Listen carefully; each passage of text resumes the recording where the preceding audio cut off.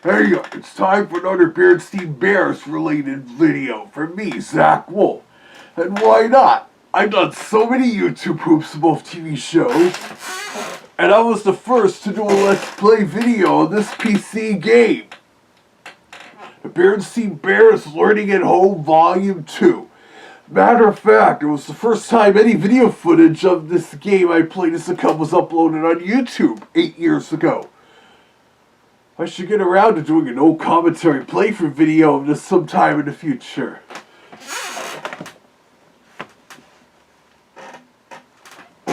But for this video, I'm going to be showing you one of the worst instances of the 2002 Berenstain Bears animated series produced by Nelvana and airing on PBS, greatly changing the story from the original book, and thus also changing the message somewhat stated J.M. Berenstain intended to implement. In this case, I'm talking about, yup, you guessed it, the Berenstain Bears New Neighbors. This book may now be 30 years old, since it was originally published in 1994, but the message in it is still timeless. As you can probably tell by the cover, this book is an anti-racism story. I mean, look at Panda there! Also, this is the only kind of race difference we get in the Berenstain Bears universe, since all the regular grizzly-type bears here only come in one fur color. But giant pandas are now classified as bears, but they also have characteristics similar to raccoons and red pandas, the latter of which are not bears, like giant pandas are. And it's not like there aren't any other animal species in the Berenstain Bears universe that are anthropomorphic, like the bears.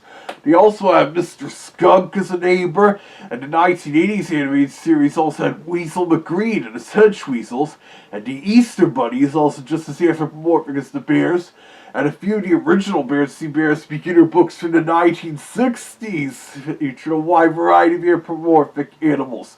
Look, there's even a wolf. But that was just early installment weirdness in that case. And with the pandas here, the Berenstains came up with this because they are Chinese animals. And when it comes to racism, it involves criticizing, well, ethnic races. Now, mind you, I have never been racist in all my life. Even in childhood, I treated everyone equally, no matter how they looked. This is why I had several friends even way back in kindergarten. But while I may not have been racist, Papa Bear here kind of was. And the 2000s TV series, which, as I said, Stan and J.M. Berenstain weren't involved with very much, due to Canadian laws requiring Nelvana to employ Canadian writers and artists and the like, would change the whole thing to try and soften it up. They do both share the same opening poem. Uh-oh, some neighbors moved away. Now who's coming here to stay? But then from the beginning of the episode, it's different. In the original book, the house across the road in the Bear family had been vacant and for sale for a bit of time, with the narration mentioning the family that had lived there had moved to Big Bear City. The TV version opens with the former neighbors, the Kodiak family, moving out and saying goodbye to the Bear family. One thing I noticed was Mr. Kodiak. We're really going to miss everyone. Maybe your new neighbor will team up with you too, Papa. Well, I guess that's it. You have our new address, so we're expecting letters from everybody. Yeah, if he sounds familiar to you, that's because he was voiced by profiler Canadian voice actor Dan Hennessy, who unfortunately passed away a few weeks ago at age 83. You may remember him as Braveheart Lion of the Care Bears, Fodder Baron, Maurice Senek's Little Bear, Baron von Rottweiler of Jim Henson's Dog City, Roy the Bully Koopa in the early 90s Super Mario Bros. Cartoons, and even Chief Quimby in the first season of Inspector Gadget. In all those shows except the Mario ones, Nelvana was involved with the production in some way. Even Inspector Gadget, but only co-producing the first season with Deke. Dan Hennessy will be missed. But moving on, the two different bear families say their goodbyes, with Mama and Mrs. Kodiak exchanging recipes as going-away presents, and brother and sister playing one last game of soccer with the Kodiak son Michael. We learned Mr. Kodiak regularly mowed the lawns for all the neighbors, with Papa helping out in the trimming, and Papa had made a very nice mailbox for them, and the Kodiaks will leave it behind for the new neighbors. Anyway, in the book, it just starts with the Bear family wondering who will move into the house there. And naturally, the Cubs hope whoever moves in will also have Cubs. But then the real estate person, Mrs. McBear, drives up to mark the house as being sold.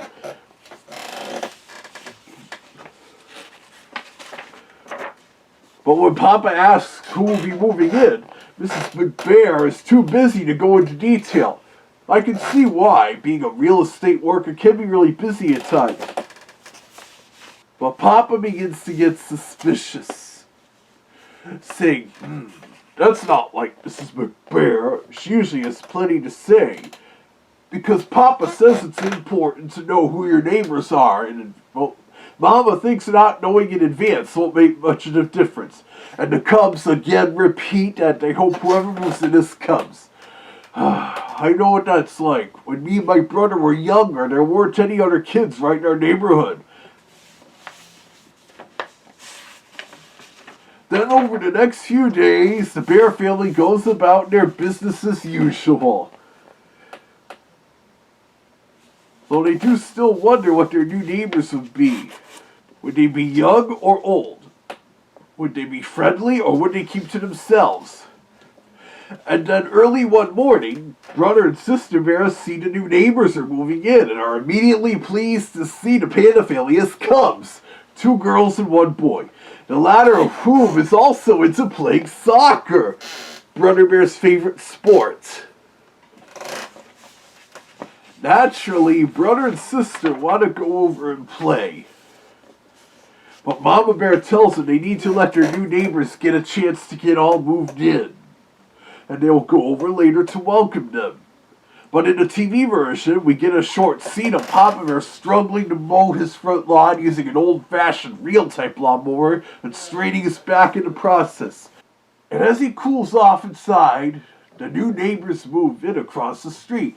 So we don't really get much of the wondering who could move in like in the book. And again, in the TV version, Brother and Sister are happy to see the new neighbors have Cubs, but Mama says they should let the new family get settled in first, and that they will go over and greet them the next day. And now here's where things get very different. Papa sees the pandas and says in a grumpy tone of voice, now who do you suppose they are, and what do you suppose they're doing here? Already, Papa Bear is acting a little racist. Now, having Papa Bear do so makes sense, since he's the bumbling father archetype. And Mama initially isn't amused by that. And so later that day, they will go to meet the new neighbors, compared to the TV version, where it's the next day they do so with this amusing Gilligan cut. Just as long as I don't have to wear a tie. We'll make a good first impression. Not with that hair Papa has. He forgot to brush or comb it down. And indeed, first impressions are very important. I should know that from job interviews and the like. And the first impression Papa gets from the new neighbors, the Ursus family, is not a great one to him, seeing they have a security camera and an intercom call system at the front door. And because it was just installed and kinks still need to be worked out, they get a lot of static in the call. And so the Bear family leaves to try again later. Specifically when they get the Ursus family's mail, because horrors! The new family removed the mailbox Papa made. And this time, Papa gets to meet the man of the house, Mr. Ursus, who moved from Big Bear City. He quickly learns that Mr. Ursus is technologically advanced, complete with nerdy-looking clothes.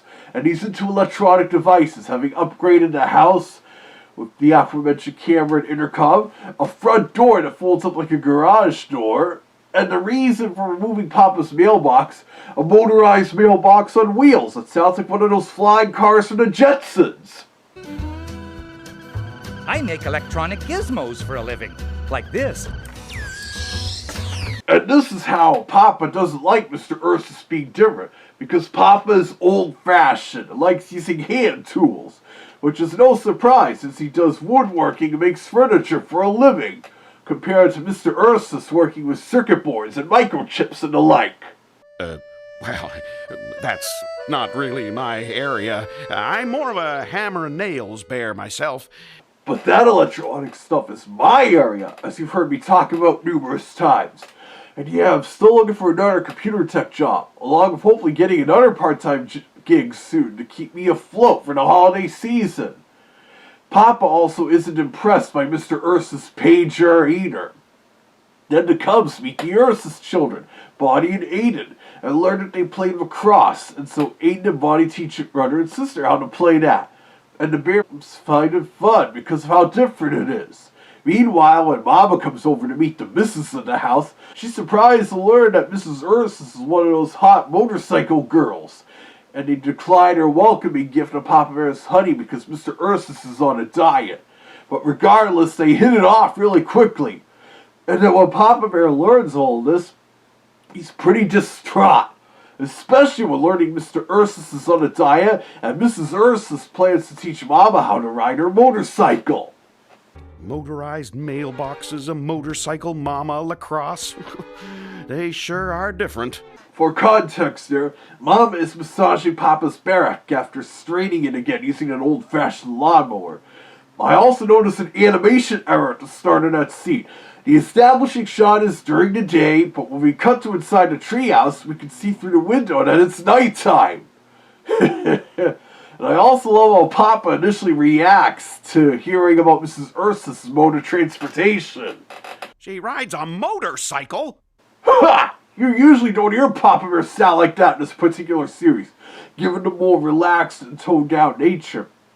So they almost never raise their voices or anything, compared to the books in the 1980s TV series. And then when Mrs. Ursus drops off a fruitcake for them, Papa still can't believe it. I'm a fruitcake expert, and that's no fruitcake like I've ever seen before. So the TV adaptation here makes Papa's criticizing the Ursus family's differences come off as overreacting. And that's kind of too much, even for Papa Q Bear. At least in the original book it's kind of justified, since Mama and the Cubs call out Papa for acting kind of racist while they have breakfast.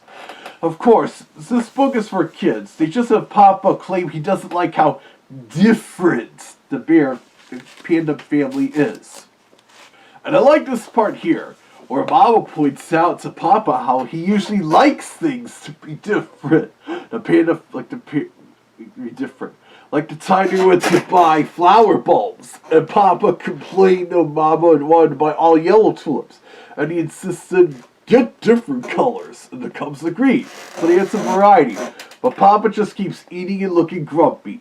And so Mama goes on to mention how Papa always uses different kinds of wood in his furniture look.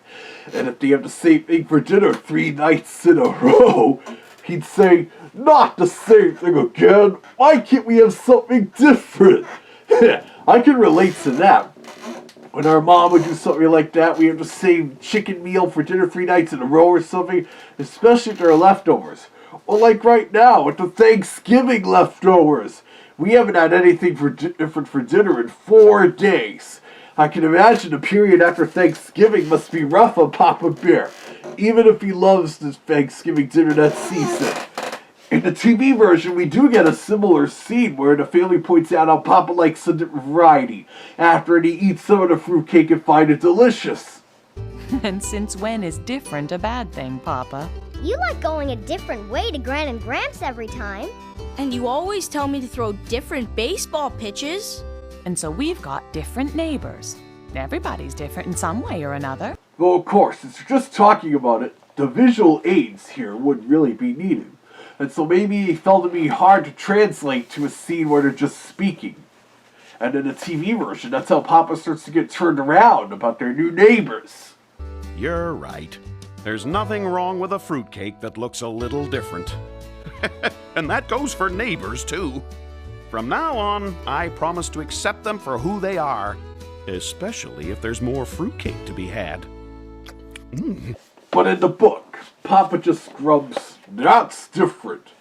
In a way, it kind of is, because race isn't that much like varying flower colors and furniture with dinners. But I do like some diversity, and that is a form of different variety. Then Papa sees the pandas putting out bamboo, and he immediately jumps to the conclusion that they're building a spite fence. Jeez!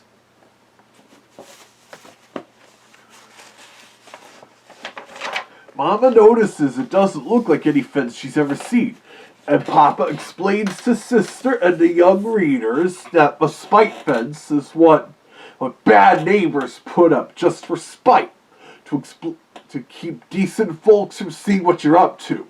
But Mama assures there's an explanation for it, preparing a jar of special honey to bring to the neighbors, just as she tried the TV version. And Papa says, "Whew, I was saving that honey for a special occasion." And Mama points out that new neighbors are a special occasion.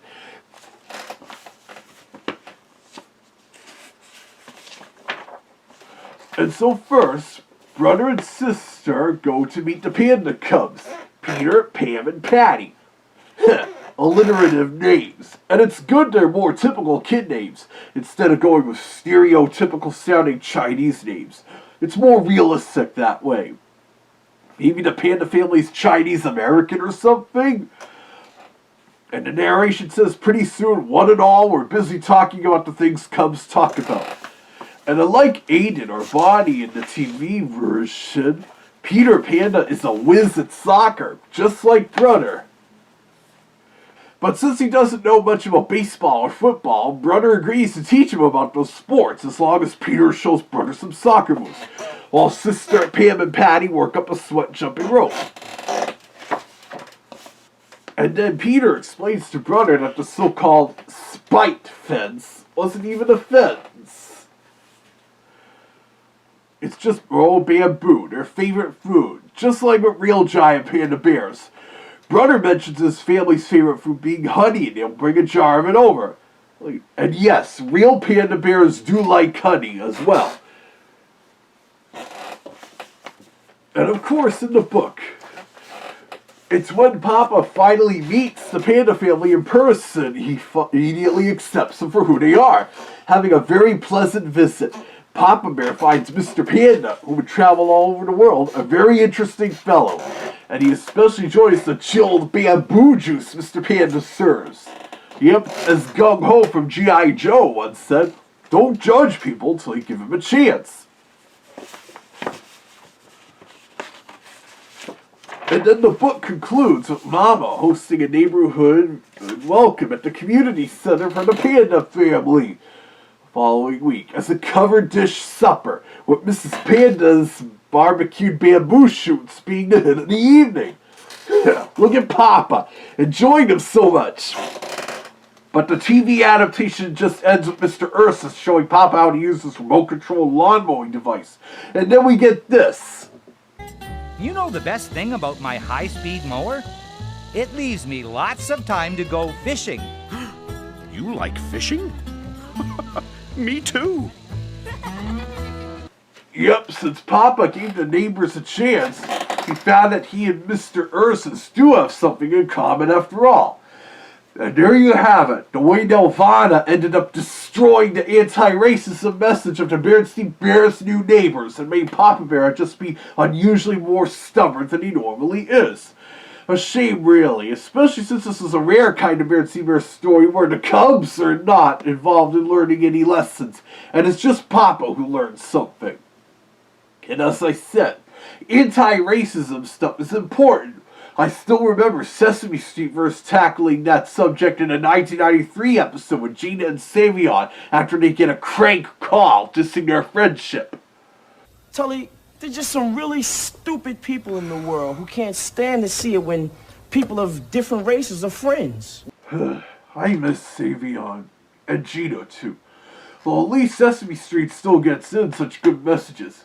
But anyways, not surprisingly, this book is still in print with the rest of the first-time books, from the 1970s to the early 2000s, under the Berenstain Bears Classics name.